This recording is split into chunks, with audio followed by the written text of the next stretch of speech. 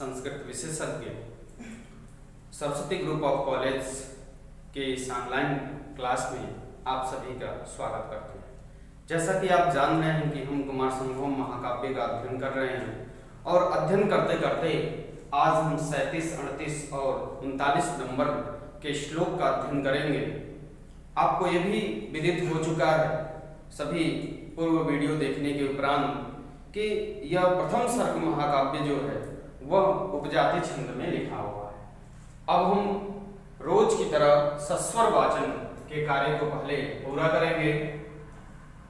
उपजाति छंद में है एतावतानन अनुमेय शोभी कांची गुण स्थानम निंदिताया आरोपितम यद गिरिशेन पश्चात अन्य नारी गमनीयमंकम। यहाँ हम उस सा कन्या जो कन्या मीना से उत्पन्न हुई है उस कन्या के शारीरिक सौंदर्य का वर्णन महाकवि कालिदास ने प्रस्तुत श्लोक में किया है। समस्त उनके एक एक अंगों का वर्णन कालिदास ने अपने कुमार संभव महाकाव्य के प्रथम सर्ग में किया है। आज यहाँ पे उनके जो शरीर की शोभा है उस शोभा की एक झलक यहाँ आपको दिखाई देगा। जब हम अन्वय के अनुसार देखेंगे तो निंदिता शब्द को पहले देखें। अनिंदिता उस सर्वथा दोष रहित। निंदिता माने होता है निंदा की जाए जिसकी, यहाँ अनिंदिता। जब कांची गुण स्थानम से हम अलग करेंगे तो अनंदिता होगा और अनंदिता शब्द का अर्थ होगा जो निंदनीय न हो, यानी जो प्रशंसनीय हो। उस सर्वथा दोष रहित क्या कांची गुण स्थानम, कांची गुण स्थानम। कांची कांची हम कह सकते हैं करधनी को, करधनी जो हमारी मेखला है करधनी है। और कांची गुण स्थानम शब्द का अर्थ हम करेंगे जघन मंडल की शोभा, जघन मंडल की शोभा। कांची गुण स्थानम एतावता नन अनुमेय शोभी। यह पूरा अन्वय ऐसे होगा अनंदिता कांची गुण स्थानम एतावता ननु अनुमेयम शोभी। अनंदिता जो निंदनीय नहीं है, जो प्रशंसनीय है, उस सर्वथा दोष रहित, किसी प्रकार का कोई दोष उसके शारीरिक अंग में नहीं है। कांची गुण स्थानम जघन मंडल की शोभा को इतने मात्र से ही एतावता न अनुमेयम, एतावता इतने मात्र से ही, कितने मात्र से ही, इतने मात्र से ही उसकी शोभा का अनुमान लगाया जा सकता है। उसकी शोभा को हम जान सकते हैं कितने से, तो यहाँ पे नीचे वाली लाइन में उसका पुष्टि कर रहे हैं यद पश्चात गिरिशेन, यद पश्चात गिरिशेन। यद जिसके बाद, इसके अनंतर, पश्चात बाद में, गिरिशेन भगवान शिव शंकर ने आरोपितम अन्य नारी कमनीयम अंकम, अन्य नारी कमनीयम अंकम। उस कन्या को उन्होंने अपने अंक में स्थान दिया। अंक का अर्थ आप यहाँ गोद से समझें कि उस कन्या को उन्होंने स्थान कहाँ दिया, अपने अंक में दिया। इस अंक पे यहाँ कालिदास ने बताया है कि अन्य नारी कमनीयम अंकम। अन्य नारी, कोई दूसरी नारी इसकी कल्पना भी नहीं कर सकती, कोई दूसरी स्त्री के कल्पना का विषय भी यह नहीं हो सकता कि वह भगवान शिव के अंक को प्राप्त करेगी, भगवान शिव के अंक में उसको स्थान मिलेगा। केवल वह पर्वतराज की पुत्री पार्वती ही थी जिनको भगवान शिव ने अपने अंक में स्थान दिया। तो मुख्य कथन यहाँ यह था कि निंदिता कांची गुण स्थानम एतावता नन्मन्मेयं शोभी यद पश्चात गिरिशेन अन्य नारी कमनीयाम अंकम आरोपितम, आरोपित किया, उन्हें स्थान दिया, उन्हें अपने अंक में स्थान दिया। कोई अन्य नारी उस स्थान की अभिलाषा भी नहीं कर सकती है, उस स्थान को प्राप्त करने की कभी इच्छा भी नहीं कर सकती है, उसके इच्छा का यह विषय ही नहीं हो सकता, यह कमनीय है, यह किसी दूसरे के द्वारा इच्छित ही नहीं हो सकता। केवल एक ऐसी थी जिसको उन्होंने अपने अंक में स्थान दिया, अपने गोद में स्थान दिया। इसमें यहाँ पे महाकवि कालिदास ने उनके नितंब के तरफ, उनके नितंब की चर्चा इसमें प्रस्तुत श्लोक में उन्होंने किया है। अब हम दूसरे श्लोक को देखते हैं।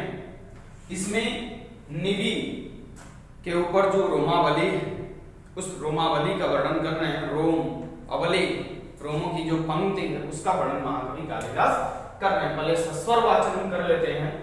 तस्याह प्रविष्टा नतनाभिरंधम रराज तन्वी नवलोमराजिः नीवीमतिक्रम्य सितेतरस्य तन्मेखलामध्यमणेरिवार्चितः, तन्मेखलामध्यमणेरिवार्चितः इव अर्चि, वहां से अलग कर देंगे, और तन मेखलायाम मध्यम मड़े अलग कर लेंगे। यहां अनुमान के अनुसार जब हम देखेंगे तो नीवी अतिक्रम्य, यह शब्द सबसे पहले आएगा, 1 नंबर पे आएगा नीवी अतिक्रम्य। नीवी को पार कर, नीवी शब्द का अर्थ आप जाने, नीवी शब्द वह है जहां हम जो अधोवस्त्र पहनते हैं उस वस्त्र का जहां गांठ लगाया जाए वही क्या है, नीवी। वह नीवी अतिक्रम्य, नीवी को पार कर नत नाभिरंधम, नत नाभिरंधम, नाभि के गहरे विवर में प्रविष्टा, प्रवेश करके या प्रविष्ट होकर या जा करके या घुसी हुई या धस करके, अब कुछ भी इसका अर्थ कर सकते हैं। तो नीवी अतिक्रम्य, नीवी को पार कर, नतनाभिरंधम प्रविष्टा, नतनाभिरंधम नाभि के गहरे विवर में प्रविष्ट, क्या, तन्वी, तन्वी माने तरुणी, तन्वी माने तरुणी, कृष्ण, तन्वी शब्द का से मूल अर्थ कृष काया होता है, जिसकी बड़ी दुबली पतली काया हो उसी को तन्वी कहते हैं। तन्वी का अंत तरुणी भी होता है, सुंदरी भी होता है। तो तन्वी तस्याह, उस तन्वी की, उस कन्या की क्या कर रहे हैं, नवलोम राजी, नवलोम राजी, नवलोम राजी का शब्द नए रोमावली, नए, नवरोमलामी शब्द का अर्थ होगा नए, नवलोम राजी, नए रोमों की जो पंक्ति है उस पंक्ति में क्या कर रहे हैं, सीते तरस्य, शीत शब्द का अर्थ होता है श्वेत और ईतरस का अर्थ होता है कृष्ण। यहां से जब हम संधि को अलग करेंगे तो शीत होगा और ईतरस्य होगा। सीता माने होता है श्वेत और ईतरस माने उसका उल्टा, जो उसका विलोम होगा वह कृष्ण होगा। तो यहाँ पे श्वेत और कृष्ण शब्द को बाधित करते हुए इसका अर्थ हम लेंगे कि नवलोम राजी ही, जो नए रोमों की पंक्ति है वह कैसी सुशोभित हो रही है, कैसी दिख रही है, इसको महाकवि कालिदास ने कहा कि तन मेखलाम मध्यम मड़े, तन मेखलाम, उसके मेखला के मध्य में, तन मेखलाम मध्य, तन मेखलाम मध्य, सीते तरस्य तन मेखलाम अर्चि इव, मानो नील वर्ण की, किस वर्ण की, नीले वर्ण की, किस वर्ण की, नील वर्ण की उसकी मेखला के मध्य मणि की प्रभा हो। अर्ची शब्द का अर्थ होगा प्रभा, और अर्ची के बाद अर्ची ईव, ईव शब्द होगा, यू माने जैसे, यू शब्द का अर्थ आप जानते ही हैं कि जैसे होता है, और अर्ची शब्द का अर्थ प्रभा होगा।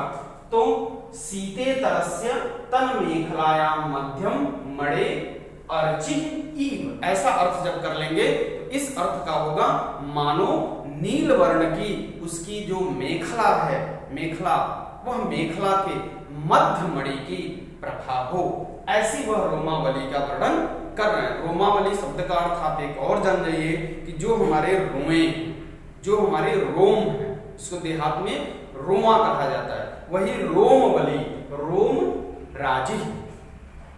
अब हम तीसरे श्लोक की तरफ चलते हैं। तीसरा श्लोक जो 39 नंबर का है, इसमें महाकवि कालिदास ने उनके सौंदर्य को और आगे बढ़ाते हुए बता रहे हैं। पहले हम सस्वर वाचन कर लेते हैं। मध्येन साबे दिवि लग्न मध्या बलित्रयं चारु बभार बाला आरोहणार्थ नौ यौवनेन कामस्य सोपानमिव प्रयुक्तम, कामस्य सोपानमिव प्रयुक्तम। यहाँ पे महाकवि कालिदास ने सबसे पहले जिस शब्द का अर्थ बताया है वह है बेदि विलग्न मध्या। विलग्न का अर्थ होता है कृस, दुबली पतली। कृस मतलब दुबला। बेदी के समान, बेदी के समान दुबले पतले, बेदी के समान पतले, मध्य भाग वाली, सा बाला। सा बाला दिख रहा है ना। एक नंबर पे आपका होगा बेद विलग्न मध्या, बेदी के समान पतले मध्य भाग वाली। इसका अर्थ क्या हो जाएगा? बेदी विलग्न मध्या, मध्य भाग वाली। सा मने वह, कौन? पार्वती। बाला मने तरुणी या बाला, या अभी जो युवा अवस्था में प्रवेश किया है, ऐसे। मध्य में न, मध्य में क्या? चारु बलित्रयम बभ।